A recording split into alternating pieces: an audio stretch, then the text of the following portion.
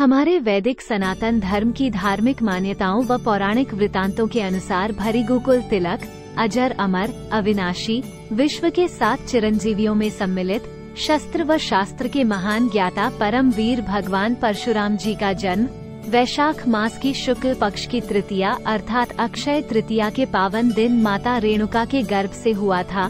परशुराम भगवान विष्णु के छठे अवतार कहे जाते हैं। वो त्रेता युग रामायण काल से है।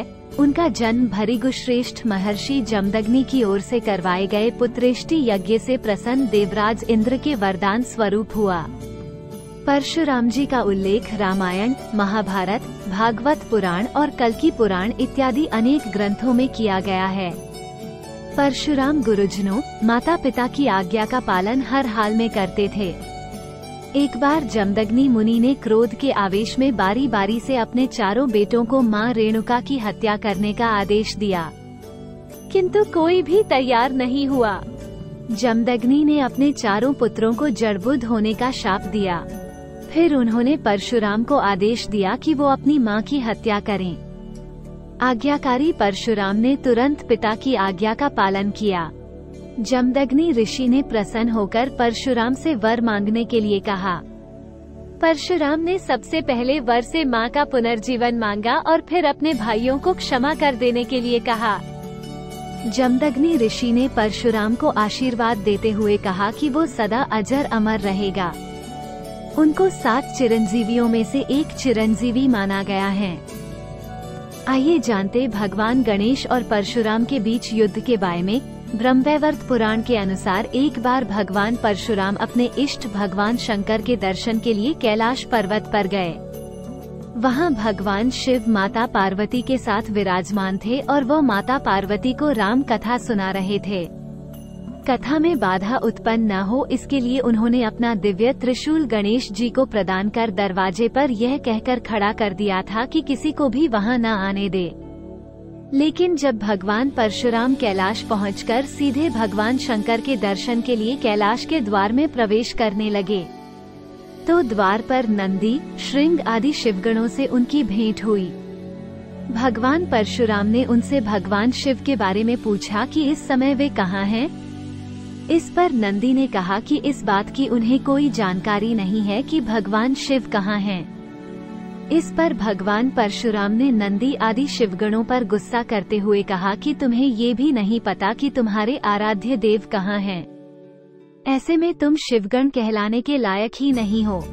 परशुराम जी ने शिवगणों पर क्रोध किया और खुद भगवान शिव को ढूंढने कैलाश में प्रवेश कर गए। बहुत ढूंढने के बाद भी उन्हें भगवान शंकर कहीं नहीं मिले।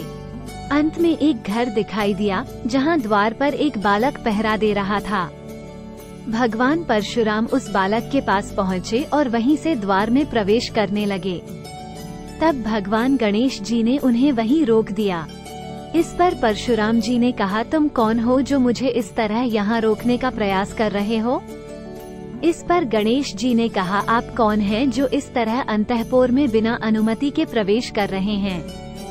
इतने में नंदी आदि शिवगण वहां आए और भगवान परशुराम को बताया, ये गजमुख वाला बच्चा माता पार्वती के पुत्र गणेश जी हैं। साथ ही गणेश जी से कहा कि ये परशुधारी भगवान शिव के अनन्य भक्त परशुराम हैं। भगवान परशुराम ने कहा कि ये विचित्र बालक, जिसका मुंह गज का है और बाकी का शरीर इंसान का, कैसे माता पार्वती का पुत्र हो सकता है। तभी गणेश जी ने भगवान परशुराम का उपहास करते हुए कहा कि आप देखने में तो ब्राह्मण लगते हैं, लेकिन आपके हाथों में कमंडल की जगह ये परशु क्यों है। इस पर दोनों में बहस होती रही। इसके बाद परशुराम भगवान शिव से मिलने के लिए उनके निवास स्थान पर अंदर जाने लगे। इतने में गणेश जी ने शिव जी द्वारा दिए गए त्रिशूल को परशुराम के सामने कर उन्हें युद्ध के लिए सावधान किया। उधर परशुराम जी ने भी अपना परशु तान कर चुनौती स्वीकार की। फिर दोनों के बीच भयंकर युद्ध शुरू हो गया। इस युद्ध में परशुराम जी के फरसे द्वारा गणेश जी का एक दांत काट गया, जिसके चलते उनका नाम एकदंत भी पड़ा। दूसरी कथा कुछ ऐसी है। अन्याय, अत्याचार और अधर्म के प्रतीक बने राजा कार्तवीर्य सहस्त्रार्जुन के दुष्कर्मों से आतंकित धर्मशील प्रजा का उद्धार करने के लिए ही ईश्वर ने मनुष्य रूप में भगवान परशुराम अवतार धारण किया था। माना जाता है कि परशुराम ने 21 बार क्षत्रियों को पृथ्वी से नष्ट कर दिया था। ऐसा माना जाना उचित नहीं है। क्षत्रियों का एक समाज है जिसे हेहयवंशी समाज कहा जाता है। वह समाज आज भी कायम है। इस समाज में एक राजा हुए सहस्त्रार्जुन। परशुराम ने इस राजा और इनके पुत्र और पौत्रों का ही वध किया था और माना जाता है कि उन्होंने इसके लिए 21 बार युद्ध किया था। सहस्त्रार्जुन एक चंद्रवंशी राजा था। इन्हीं के पूर्वज थे महिष्मंत, जिन्होंने नर्मदा के किनारे महिष्मती, जो आज के वक्त महेश्वर नाम से जाना जाता है, इन्हीं के कुल में आगे चलकर दुर्दुम के उपरांत कनक के 4 पुत्रों में सबसे बड़े कृतवीर्य ने महिष्मती के सिंहासन को संभाला। भार्गववंशी ब्राह्मण इनके राज पुरोहित थे। भार्गव प्रमुख जमदग्नि ऋषि से कृतवीर्य के मधुर संबंध थे। कृतवीर्य के पुत्र अर्जुन थे। कृतवीर्य के पुत्र होने के कारण उन्हें कार्तवीर्यार्जुन भी कहा गया। कार्तवीर्यार्जुन ने अपनी आराधना से भगवान दत्तात्रेय को प्रसन्न किया था। भगवान दत्तात्रेय ने युद्ध के समय कार्तवीर्यार्जुन को 1000 हाथों का बल प्राप्त करने का वरदान दिया था, जिसके कारण उन्हें सहस्त्रार्जुन कहा जाने लगा। सहस्त्रार्जुन के पराक्रम से रावण भी घबराता था। ऋषि वशिष्ठ से शाप का भाजन बनने के कारण सहस्त्रार्जुन की मति मारी गई थी। सहस्त्रार्जुन ने परशुराम के पिता जमदग्नि के आश्रम में एक कपिला कामधेनु गाय को देखा और उसे पाने की लालसा से वो कामधेनु को बलपूर्वक आश्रम से ले गया। जब परशुराम को ये बात पता चली तो उन्होंने पिता के सम्मान के खातिर कामधेनु वापस लाने की सोची और सहस्त्रार्जुन से उन्होंने युद्ध किया। युद्ध में सहस्त्रार्जुन की भुजाएं कट गई और वो मारा गया।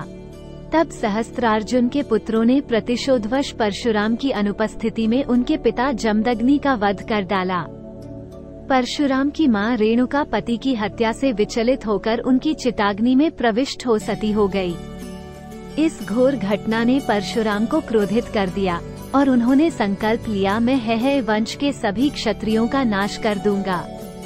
तब अहंकारी और दृष्ट हेहय क्षत्रियों से उन्होंने 21 बार युद्ध किया था। क्षुब्ध परशुराम जी ने प्रतिशोधवश सर्वप्रथम हेहय की महिष्मती नगरी पर अधिकार कर लिया। कार्तवीर्यार्जुन के दिवंगत होने के बाद उनके 5 पुत्र जयध्वज, शूरसेन, शूर, वृष और कृष्ण अपने अस्तित्व की लड़ाई लड़ते रहे। जयध्वज के 100 पुत्र थे जिन्हें तालजंग कहा जाता था, क्योंकि यह काफी समय तक ताल ठोंक कर अवंती क्षेत्र में जमे रहे। लेकिन परशुराम के क्रोध के कारण स्थिति अधिक विषम होती देखकर इन तालजंगों ने वितिहोत्र, भोज, अवंती, तुंदिकेरे तथा शर्यात नामक मूल स्थान को छोड़ना शुरू कर दिया। इनमें से अनेक संघर्ष करते हुए मारे गए तो बहुत से डर के मारे विभिन्न जातियों एवं वर्गों में विभक्त होकर अपने आप को सुरक्षित करते गए। अंत में महर्षि ऋचिक ने प्रकट होकर परशुराम को ऐसा घोर युद्ध करने से रोक दिया। भगवान परशुराम का कहना था कि राजा का धर्म वैदिक जीवन का प्रसार करना है, न कि अपनी प्रजा से आज्ञा पालन करवाना। उनके जाने माने शिष्य थे भीष्म, द्रोण, कौरव व पांडवों के गुरु व अश्वत्थामा के पिता और कर्ण। वे एक ब्राह्मण के रूप में जन्मे अवश्य थे, लेकिन कर्म से एक क्षत्रिय थे। उन्हें भार्गव के नाम से भी जाना जाता है। भगवान परशुराम बहुत अधिक वंदनीय हैं। वे एक ऐसे सच्चे शूरवीर थे जिनका जन्म पृथ्वी पर धर्म, संस्कृति, न्याय, सदाचार व सत्य की रक्षा करने के लिए हुआ था। हम उन्हें सभी कोटि कोटि नमन करते हैं। तो ये थी कथा भगवान परशुराम अवतार की। आपको ये वीडियो कैसे लगा कमेंट करके जरूर बताएं और वीडियो को लाइक, शेयर और सब्सक्राइब जरूर करें। तो मिलते हैं अगले वीडियो में। जय श्री राम।